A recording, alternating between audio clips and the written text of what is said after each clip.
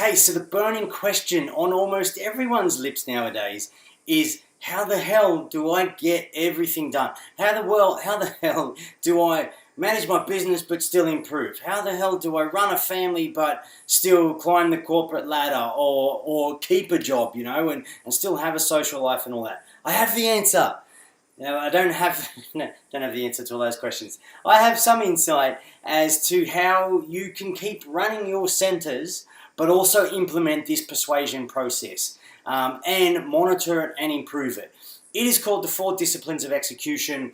It is created by probably the most well-known management consultant business, the Covey-Franklin Institute. I think it's Institute, Franklin Covey business, whoever they are. Written some amazing books. They're very well known, and this is what's been implemented in a lot of large corporate to do that, to manage that everyday whirlwind, but also grow and improve as you go and manage those growth processes.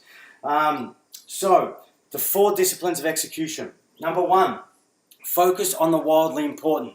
So, pick 1 or 2, no more than 2 goals, wildly important goals that will affect everything else that you want to focus on to improve in that quarter, that half year, full year, whatever the time frame is. So pick preferably 1. You might want to go with the conversion rates of each center.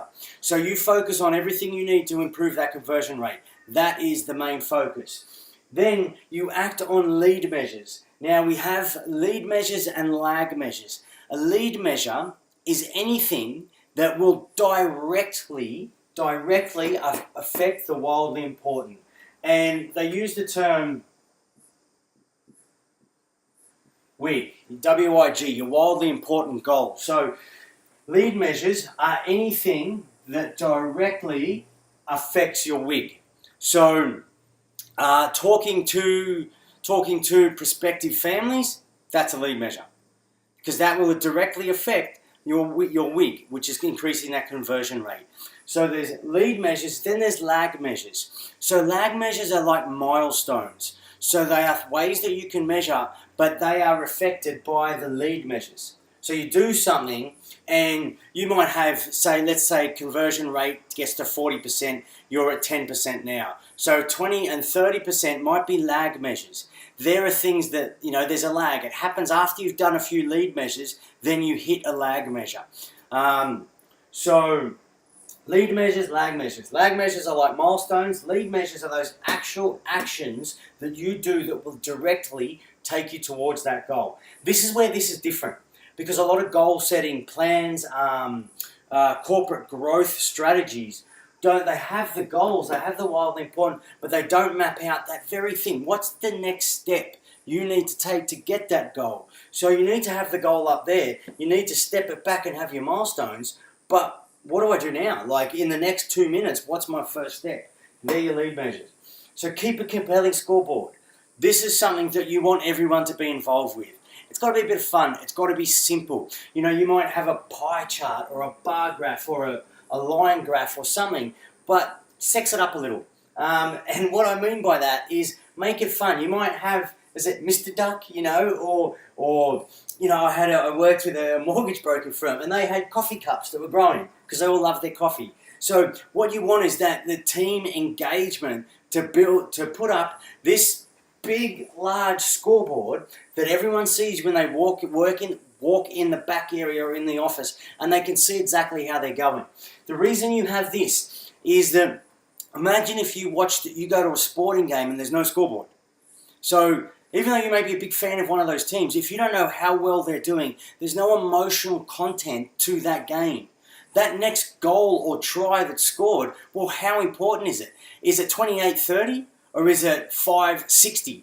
It may not mean anything. When you put that scoreboard in there, it adds all the emotional content, which equals engagement, which means people start to look at that scoreboard. People start to do 1 or 2 more lead measures because they can see that's all they've got to do, or they're behind and they've really got to pick things up. This is what helps to motivate people. Big, easy, compelling scoreboard that everyone decides on what it is, like everyone builds it together. And then create a cadence of accountability. So cadence, like ba-boom, ba-boom, ba-boom, ba-boom. There's maybe a better linguistic way of describing that, but that's all I could think of. So what that means is each week people check in.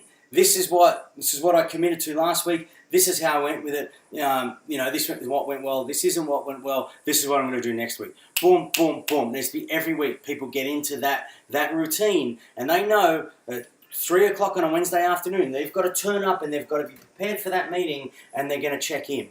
The other thing you're going to do in that meeting is have other team members, as they say, clear the path. So someone else there might be more ahead than I am, and I'm going to learn from their mistakes. So they may say, when you're about to do that, be careful of this or that, because I had trouble with this, so I would say go that way, or you're clearing the path for someone. So that's the advantage of the mastermind, or the team being larger than the sum of, or bigger than the sum of its parts. So you're going to pick 1 or 2 wildly important goals. Conversion rates may be something else, so just stick with your conversion rates. Getting those up. Act on lead measures. Work out what are the actions you need to take to directly affect the wildly important goal. Create that compelling scoreboard with everyone, and then stick to that meeting every week, at least a week. Doesn't have to be long. It could be a standing meeting. You could all, quite often that's a good thing. People don't fluff about with their conversations when they're standing. Boom, boom, boom. Get it out from each team member. Everyone's on time. As a manager, you need to be on time. Get that out. Get it done. Move on. People get into that rhythm, that cadence of it.